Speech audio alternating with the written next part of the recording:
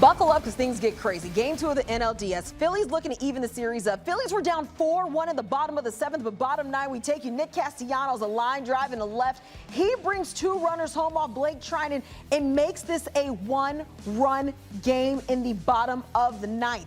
Well, the Dodgers bring in Roki Sasaki to get the last out. He had runners on the tying run on third, go-ahead run on first. It's the first time he's inherited a runner in his career. Trey Turner, Tommy Edman looking to save the game for LA to Freddie Freeman. I'm still trying to process what happened here.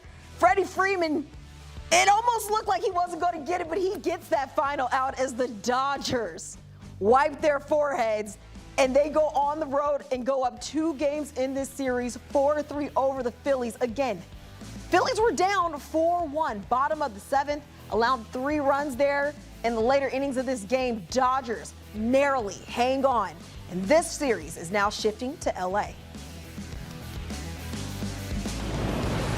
And we now bring in CBS Sports MLB analyst and former first-round pick Lewis Brinson to give us your reaction, because I'm still trying to process what exactly happened there in the bottom of the 9th. I'm looking at both the Phillies and the Dodgers there, but give me your reaction to this wild finish in Game 2 of this series.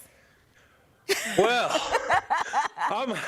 I'm sweating over here. I'm watching the last out of the game. I mean, Tommy Edman definitely felt the pressure there of the Phillies making a comeback, and it was a short thing, ground ball right to him and threw it right in the dirt. Luckily, you got Gold over there, Freddie Freeman at first base to save you guys. But what a game. I initially thought when the Dodgers took over in the 7th inning there and opened up the floodgates, I thought the game was over. Their offensive onslaught was just getting too much of the Phillies. The energy was depleting out of the building. You could feel it. The bank was just empty. And the Phillies made it interesting there in the 9th inning, and again made us sweat a little bit, made the Dodgers sweat a little bit. Doc Roberts had to go get his postseason closer and Roki Sasaki, and he gets it done. But sweaty flight over there to LA for the Dodgers there. Absolutely, and I think over here in this conversation too, but I want to talk about what Dave Roberts did, because the Dodgers did give up that lead there late with Blake Trinan on the bump, bottom of the 9th, but he's had a 5.40 ERA this season. Meanwhile, since returning from the IL, Roki Sasaki, I mean, he's gone 4 innings, 7 Ks, no earned runs. Why do you think LA went with Trinan to close it out when Sasaki's just been so dominant out of the bullpen?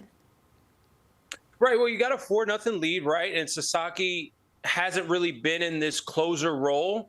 You don't really want to go him give him 2 days in a row of work there. So I'm thinking Doc Roberts, you got a good pitcher in Trinan. He's a veteran guy. He's been in your bullpen staff for a while. I think you trust him. Try to get him the last few outs that you need. And obviously this Dodger bullpen has been a question mark. Continues to be a little bit of a question mark. Trinan comes in and gives up 2 runs. It looks like it's a little shaky there. And you know what? Let me go ahead and bring in Vesia. Vesia goes ahead and shuts the door, does his job, and then you bring in Sasaki. You got to do what you got to do, man. The Phillies, again, great lineup. They're not getting going the way we thought they would, but still a very dangerous lineup in the bank. You get the momentum of those fans at the bank starting to shift. Doc Roberts, hey, I got to make a move here to Vesia and Sasaki. So it worked out in their favor, but I think that's why he went to Sasaki there 2 days in a row. And then you even heard the broadcaster say in the game, one of the loudest places to play in the majors became one of the most quietest places to play. But then you saw how that momentum certainly shifted there in the bottom of the 9th. But Yoshinobu Yamamoto set to start Game 3 for LA. He dominated the Reds in the wild card round. But Lewis, you faced him playing in Japan. Just what challenges will he give the Phillies, you think, in Game 3? Yeah, luckily the Phillies get to go to LA and face mediocre pitcher and Mr. Yoshinobu Yamamoto. They're gonna have their work cut out for him for sure. Yoshinobu Yamamoto he gives different looks, right? His fastball has that upshoot. He's got the sinker too. He's got the splitter off of that. He's got that 12-6 from heaven to earth curveball. I mean, he's got the slider too. I mean, he's just got so many looks. He's got so many weapons to come at you, and he's dominated in the strike zone. I think that's the biggest thing. You have that 97 to 90 to 98 mile-an-hour fastball, then the splitter off that, but he can throw that splitter for for a 0-0 strike if he needs to. He can land that curveball for a get-me-over curveball. He can land that fastball too. So he can throw a multitude of pitches in the zone when he needs to. And again, just that funky kind of look. You don't really expect him to throw that hard, and that ball just shoots out of his hand, man. It's a really, really tough at bat, and the Phillies had a test. They got a big test with the 2-0 deficit going to LA, man. It's gonna be loud. It's gonna be rocking. They're in for a challenge for sure. Okay, so it's gonna be a tall test. So if you are Rob Thompson and you're trying to salvage this thing, and we're transitioning this series to LA, what adjustments are you making then? Now, I don't want to put it all on the Monstars in the front of the order for the Phillies, but you got to get Trey Turner going. You got to get him on base. You got to get that speed, even though he is dealing with that hamstring. He stole second base tonight, so apparently that's doing good. You got to get somehow, some way, you got to get Kyle Schwarber going. You got to get Bryce Harper going. The bottom of the lineup kind of picked up the slack there for the Phillies today, but you got to get your Monstars going. You got to get those guys that you paid a bunch of money to, that potentially Kyle Schwarber, and being the NL MVP this year, you got to get your big guns going. You got to have those guys lead the charge and be on base for those guys at the bottom of the order to get the job done. So in my opinion, I mean, the Phillies just have to get it going with runners in scoring position. When you have opportunities, again, tonight Blake Snell shoved.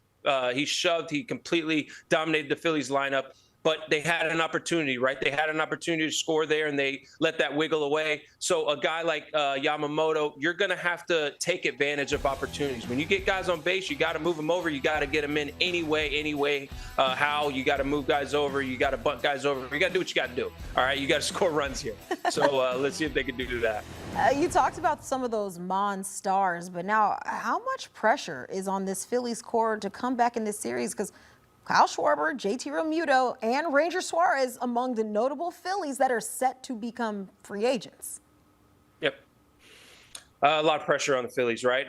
That's why I picked them to win the World Series. I know they feel that pressure. They feel it definitely from the bank, the Citizen Bank ballpark fans. A lot of boos tonight. They're unsettled. They're a little like, hey, man, this is our chance. We got to take out the Dodgers. This is the team we got to beat.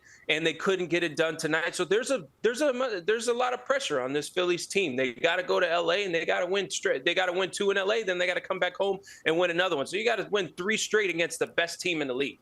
So a lot of pressure on the Phillies side. Rob Thompson, those guys again that are free agents at the end of the year. This team is about to maybe go different directions at the end of this year. So this is your time if you're the Phillies, man. You bring these guys together for a reason. This pitching staff, this lineup. You know, this is the time for the Phillies. So it's a lot of pressure going into LA, man. It's going to be tough.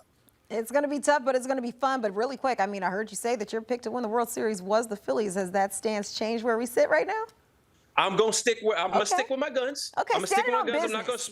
I'm going to stand on business. I'm not going to switch up that quickly. But the Dodgers, man, the Dodgers look good. I can't lie. I mean, the Dodgers have everything clicking. When you have Teoscar, you got Pages hasn't even gotten going yet. You got Freddie Freeman, Mookie Betts, top of your orders getting going. You got the guys that are, kind of no-named. Guys, not household names, getting going, man. The only question is that bullpen, but the Dodgers look really good. They look like the Dodgers that are dominating, and we expected them to be in this position. So we'll see what happens, man. But I'm gonna stay on business. I'm gonna stand on business. I say the Phillies are gonna make a comeback here. I respect it. I respect you sticking to your guns. But hey, it's a tall hill to climb, but it's not the first time it has been done. Lewis, we appreciate you stopping by. Thank you so much. Well, I said it's gonna be tough, but it's been done. Phillies looking to join this list of National League teams to go down 2-0 in a playoff series at home and go on to win that series. The 86 Mets went on to win the World Series. They did that over the Red Sox. Then the 2012 Giants beat the Reds in the NLDS en route to their World Series win. It's not all over for the Phils, but the pressure is on for Game 3 in LA. That's Wednesday.